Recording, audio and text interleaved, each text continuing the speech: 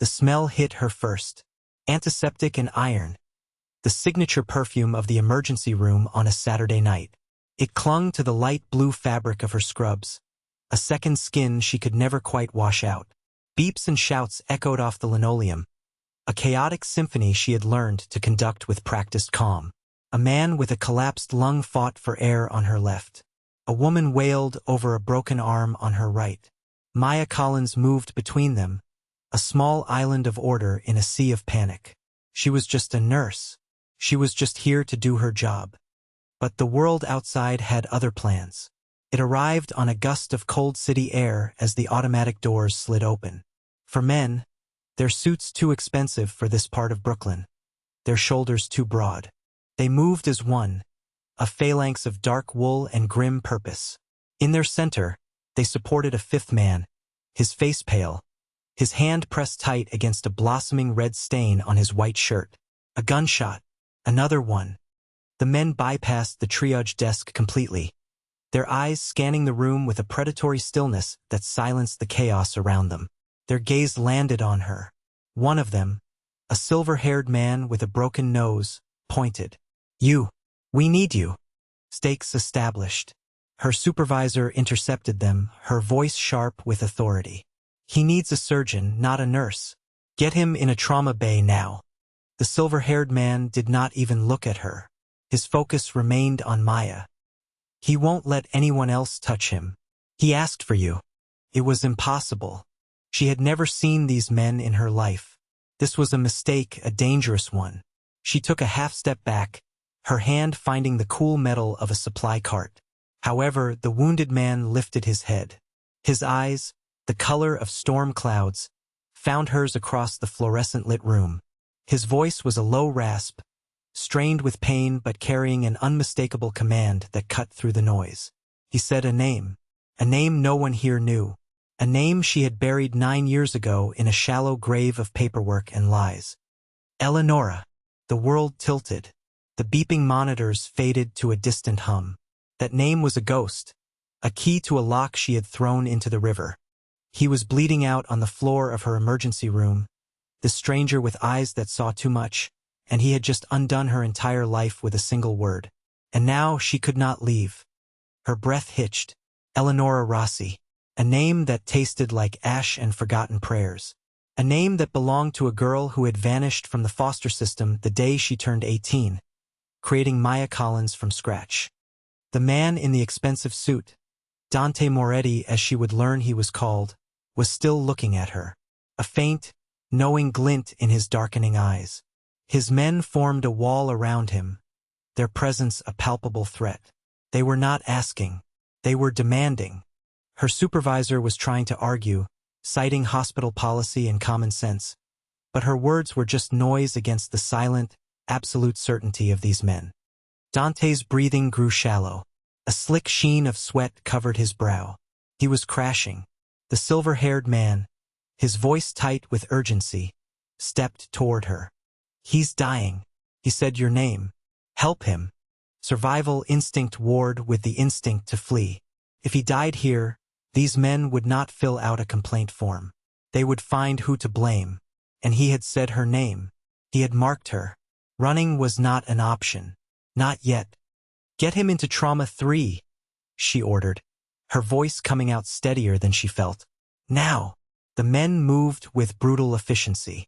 They lifted Dante onto a gurney as if he weighed nothing, sweeping aside protocol and personnel. Maya followed, her mind racing, trying to connect impossible dots. How? Why her? The name Eleonora Rossi was tied to a past she had meticulously erased. A past connected to men like these, men who lived and died by their own rules in the shadows of the city. Inside the trauma bay, she shut the door, the click of the lock echoing the closing of a cage. The men stood guard outside, their silhouettes visible through the reinforced glass. It was just her and him. The room was cold, sterile. She pulled on a pair of gloves, the snap of latex against her wrist a familiar, grounding sound. "Pressure," she said, her voice all business. She had to be Maya the nurse right now. Eleonora was a liability. She cut away his shirt, the fine fabric yielding to her shears. The wound was ugly, a single, dark puncture just below his ribs.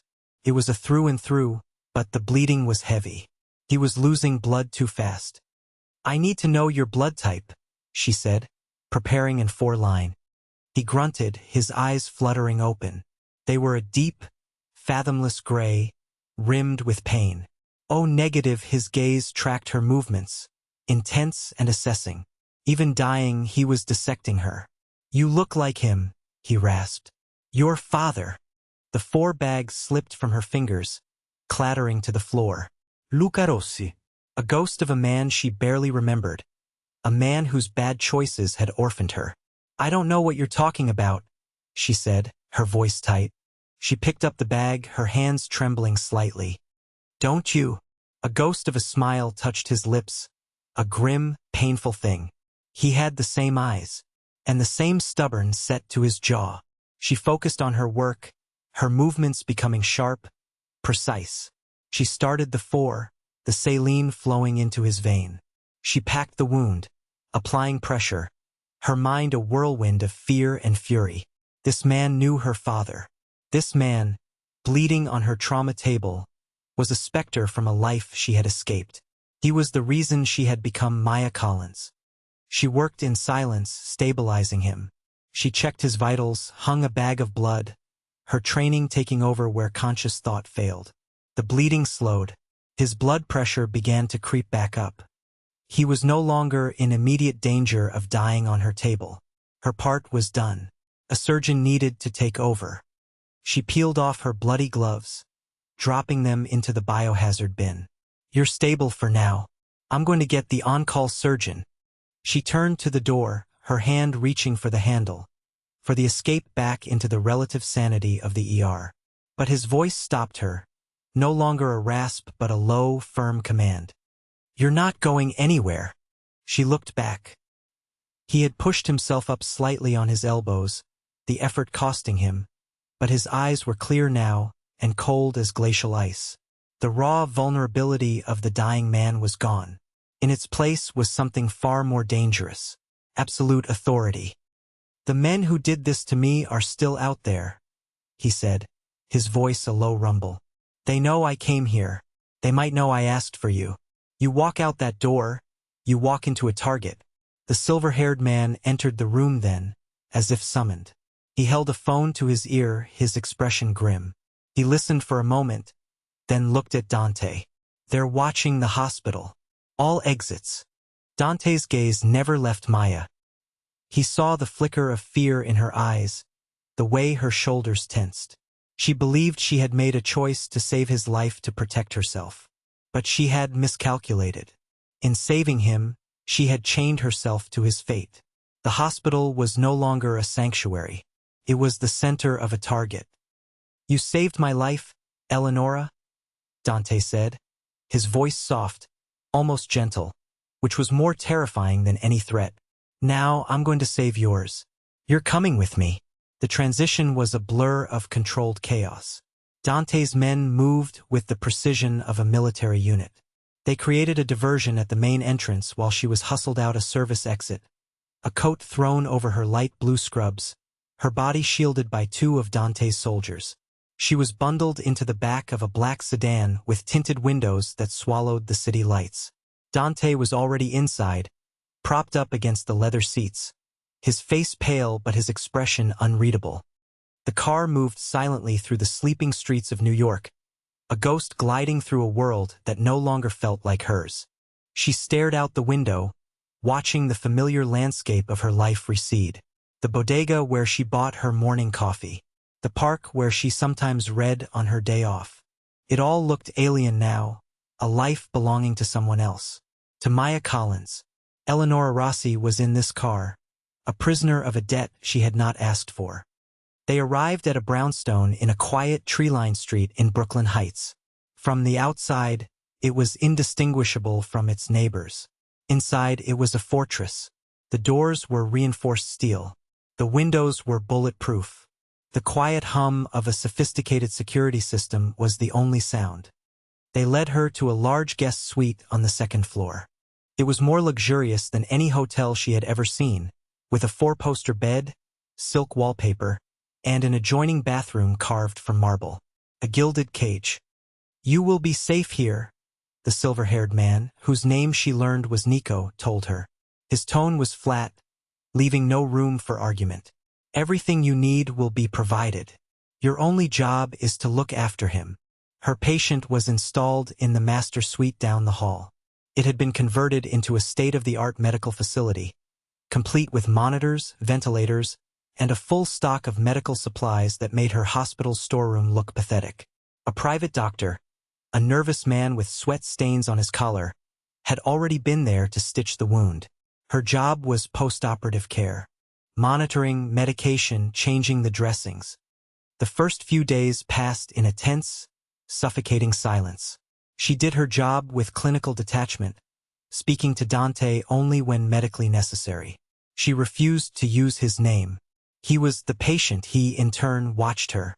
His gray eyes followed her every move as she checked his recorded his vitals, or adjusted his pillows. He said nothing, but his silence was heavy, filled with unspoken questions and an unnerving intensity. He called her Eleonora always. Each time he said it, it was like a brand, a reminder that she was not Maya here. She was someone he knew, someone he had claimed. She learned about his world in fragments. The hushed, urgent conversations Nico would have with him when they thought she was out of earshot. Talk of territory, of tribute, of a rival family led by a man named Sal Vescovi. She learned that the attack had been an ambush, a blatant move on Dante's territory. A betrayal from within was suspected. One night, she was woken by a sound from his room, a low groan of pain. She found him thrashing in his bed, caught in the grip of a fever. His face was flushed, his skin hot to the touch. She worked quickly to bring his temperature down, placing cool cloths on his forehead and neck. In his delirium, he reached out, his hand closing around her wrist with surprising strength. His eyes were unfocused, looking through her. "Marco," he muttered, the name a raw, broken thing. "I'm sorry. "I should have been there. It was my fault." He drifted back into a restless sleep, but the name hung in the air.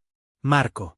The apology had been torn from a place deep inside him, a wound far older and deeper than the one in his side. She saw it then, the one crack in his marble facade. The source of the cold, watchful stillness he wore like armor. He was haunted. The next morning, the fever had broken. He was lucid, his eyes clear and sharp again. He made no mention of the night before, and she did not ask. But something had shifted between them. She had seen a glimpse of the man beneath the monster, and she could not unsee it.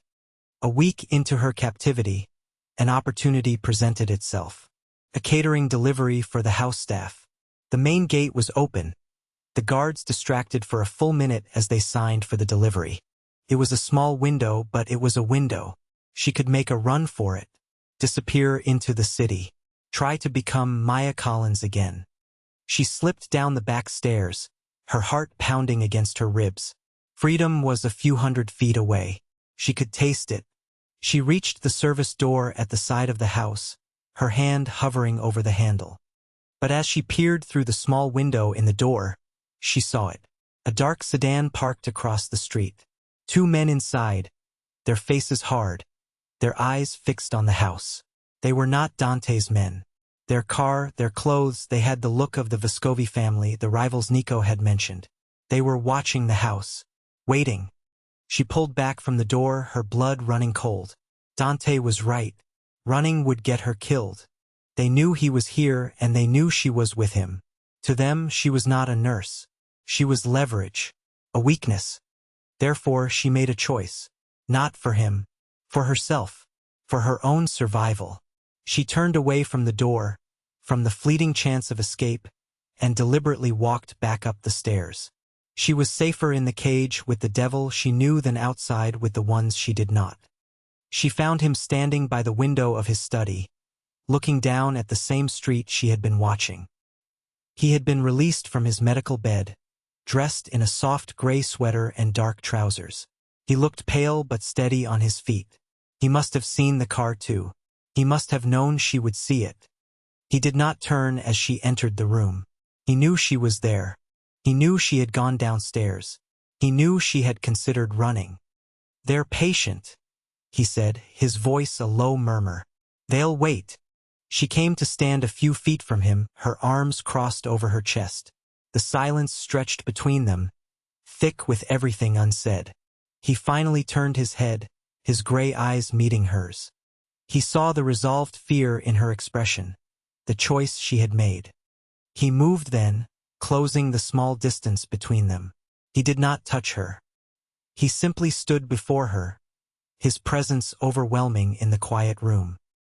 He lifted a hand, not to her, but to the wall beside her head, his arm caging her in. The scent of him, cedar and something clean like cold air, filled her senses. It was not a threat. It was a statement, a claim, protective, possessive, inescapable. "You made the right choice," he whispered, his breath warm against her temple. And in that moment, trapped between the wall and his body, she knew her old life was not just on hold. It was gone forever. The ground beneath her feet had not just shifted. It had been dynamited, replaced with something treacherous and unknown. Her discovery in his office was the aftershock. She had been searching for gauze in a supply closet and found it unlocked. A study, lined with books that had never been read and a large mahogany desk. On it, a single manila folder left slightly ajar. Her curiosity, a dangerous trait she had never managed to curb, got the better of her. The name on the tab was Luca Rossi, her father. Her hands shook as she opened it. It was a thin file, a collection of reports, surveillance photos, and a final, grim summary. Luca Rossi, a low-level associate, caught skimming from family shipments for years. He had been a trader selling information to a rival crew. The report was clinical, detached. It detailed the date, time, and method of his removal. The final page was a sign-off. The operation was overseen and approved by the family's new, young underboss, Dante Moretti. She sank into the leather chair behind the desk, the file cold in her lap. He had not just known her father. He had signed his death warrant. The man she was keeping alive down the hall was the reason she was an orphan. The irony was a bitter, metallic taste in her mouth. This was the secret he had been keeping. This was the true reason he knew her name. He had been tracking her, a loose end from a 19-year-old file. That night, the house was attacked. It was not a subtle probe like the car outside. It was a full-scale assault. The sound of shattering glass from the ground floor was the first warning. Then came the gunfire, short, controlled bursts that spoke of professionals. Nico burst into the hall, a gun in his hand. "Get him! To the panic room!" he yelled at her. She ran to Dante's room. He was already out of bed, pulling on a shirt, his movements fluid despite his recent injury. He met her at the door, his eyes dark and alert. He grabbed her arm, his grip like steel, and pulled her behind him. "Stay close," he commanded. The fight was a brutal, close-quarters ballet of violence. Dante's men were efficient, loyal, and lethal, but the attackers were numerous, pouring in through the broken windows. One of them, a man with a wild look in his eyes, broke through their line, charging up the stairs directly at them. Dante shoved her behind him, shielding her with his body as he fired twice. The man fell, but another was right behind him. A bullet whizzed past Dante's head, grazing his arm, a shot that would have hit her square in the chest. For a heart-stopping second, she thought he was seriously hurt. The fear that seized her was sharp, primal, and utterly unwelcome. He was the man who had ordered her father's death, but in that moment, the thought of losing him was unbearable. They were pushed back down the hall toward the master suite. An attacker cornered her, separating her from Dante. He lunged, his hand reaching for her. Panic flared, hot and white. Her eyes darted around, landing on a rolling medical tray knocked over in the chaos. A scalpel lay gleaming on the floor. Without thinking, she scooped it up. As the man grabbed for her, she slashed out, the blade biting deep into his forearm. He screamed, stumbling back, his eyes wide with shock.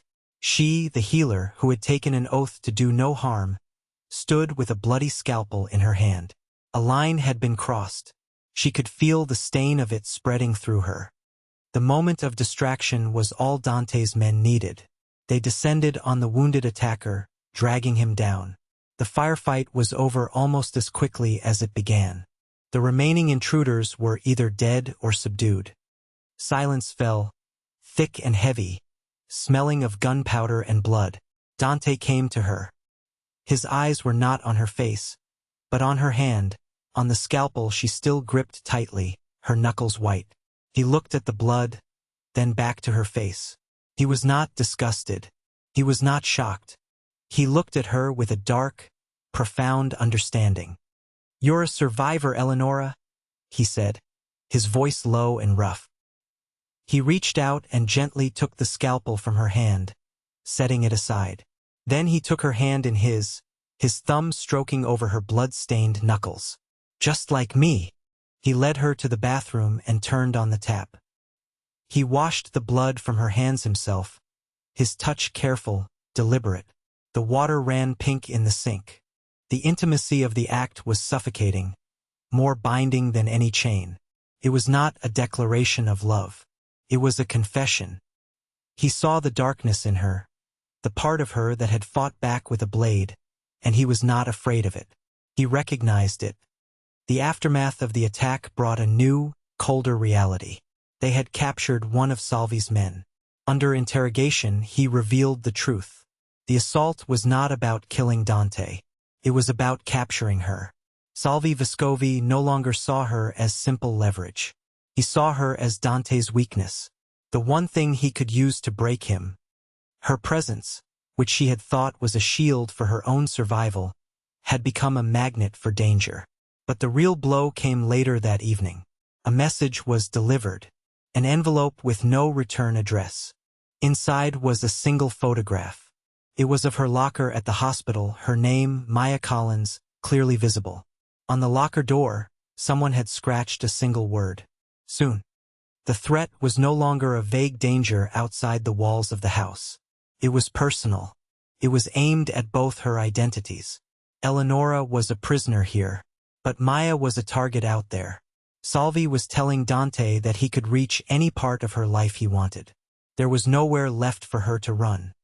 The picture was a declaration of war, with her as the battlefield. Dante's jaw tightened as he looked at it, a muscle twitching in his cheek.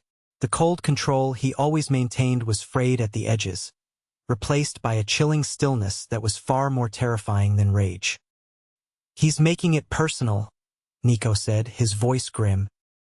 "He already did," Dante replied, his eyes finally lifting from the photograph to meet hers. In their gray depths, she saw not just anger, but a possessive fury that made the air in the room crackle. She was his, and Salvi Vescovi had dared to threaten his property. Days later, the expected message arrived. Salvi wanted a sit-down, a meeting to negotiate a truce. The terms were simple. Dante was to come alone, and he was to bring the nurse. It was a trap so obvious it was insulting. A public execution or a kidnapping, staged to humiliate Dante and shatter his power. "Absolutely not," Dante said, the words cutting through the tension in his study. "You are not leaving this house." But Maya knew better. Salvi was obsessed. He would not stop. He would burn down the city block by block until he got to her. As long as she was seen as Dante's weakness, she would be the target. She had to change the equation. She thought of the file, her father's file. She retrieved it from its hiding place, her hands steady now. She read it again, not with the grief of a daughter, but with the cold focus of a strategist. And she saw it, a detail she had missed in her initial shock. A name, a location, an entry noting that Luca Rossi's primary contact within the rival crew, the man he sold information to, was Salvi Vescovi's own cousin. Salvi had been breaking a cardinal rule of their world for years, collaborating with a rat from another family, a betrayal of his own blood. She walked back into the study, the file in her hand. Dante and Nico stopped talking as she entered. She placed the file on the desk between them. "I'm going to the meeting," she said, her voice clear and firm. Dante's eyes narrowed. I just told you. You think he wants me as a hostage, she interrupted. You're wrong. He wants me because he thinks I'm your weakness. I'm going to show him that I'm your weapon. She explained what she had found. The proof of Salvi's long-running treachery. In their world of violent codes and fierce loyalty, such a betrayal was a death sentence, one often carried out by a man's own family to preserve their honor. The meeting was set for a neutral location, a closed Italian social club in the Bronx. The air inside was thick with the smell of stale cigar smoke and old resentments. Salvi Vescovi sat at the head of a long table, flanked by his most trusted men. He was a large man, soft around the edges, but with small, cruel eyes. He smiled when he saw her walk in behind Dante. It was a predator's smile. So, you brought the little nurse. I knew you were sentimental, Moretti. Dante remained silent, taking a seat opposite him, a picture of calm menace. Maya stood at his shoulder. She is the reason we are here, Dante said, his voice dangerously quiet. She has something to say. Salvi laughed, a wheezing, unpleasant sound. What's this? You let your women speak for you now. Maya stepped forward, placing a copy of the report on the table. This is a record of my father's activities, Luca Rossi. It details his long and profitable relationship with your cousin, Anthony Vescovi. The smile vanished from Salvi's face. The men at the table shifted, their eyes darting from the file to their boss. The temperature in the room dropped 10 degrees. He was your source inside the Moretti family for years, Maya continued, her voice never wavering. You broke the code. You worked with a rat against your own. What do you think your uncle, the old man, will say when he finds out you put the entire Vescovi family at risk for your own private gain? Panic flared in Salvi's eyes. He looked at his men, but saw no support. He saw only doubt and dawning suspicion. She had not attacked him with a gun. She had dismantled his power with a piece of paper. She had used the truth of her own broken past to destroy him. Lies, Salvi sputtered, but the word had no conviction. The shift in the room was absolute. Dante did not have to say a word. Salvi's own men were looking at him differently now. The foundation of his authority had crumbled. The meeting was over. In the chaotic moments that followed, as Salvi's crew began to argue amongst themselves, Dante got her out. They drove back to the brownstone in silence, the city lights blurring past the window. The immediate danger was gone, but a new, more complicated truth settled between them. Back in the safety of his study, the adrenaline faded, leaving an aching quiet. He stood by the window looking out at the city he controlled. The cost of their victory was the last piece of her old self. Maya Collins, the nurse who fixed people, was gone. Eleonora Rossi, the woman who knew how to break them, had taken her place. He finally turned to her, his expression unreadable. Your father made his choice a long time ago, he said, his voice low. Tonight you made yours. You chose to survive. You chose to stand. He walked to his desk and opened a drawer. He pulled out a passport and a stack of cash. This is a way out. A new name, one no one knows. Enough money to go anywhere, start over. Clean break. You've earned it. She looked at the items on the desk. The anonymous life she had once fought so hard to build. A quiet life, free from shadows and violence. She could take it. She could walk away and never look back. Then she looked at him, at the lethal certainty in his posture, the profound loneliness in his eyes. He was a monster carved from loss and loyalty, and she somehow understood him. She had seen the wound he carried for his brother, Marco. She knew the weight of a past that would not let you go. She did not answer him with words. She walked past the desk, past the offer of freedom, to the crystal decanter of whiskey that sat on a side table. Her movements were calm, deliberate. She poured 2 glasses, the amber liquid catching the light. She turned and walked back to him, holding one of the glasses out. He watched her, his gray eyes searching hers, seeing the choice she was making. A choice that was not about forgiveness for her father's death, but about acceptance. an acceptance of what he was, what this world was, and what she had become within it. He took the glass from her.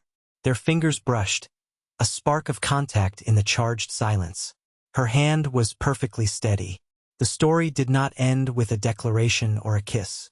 It ended with a choice, made in the quiet darkness of a room high above the city, sealed in the silent exchange of a glass.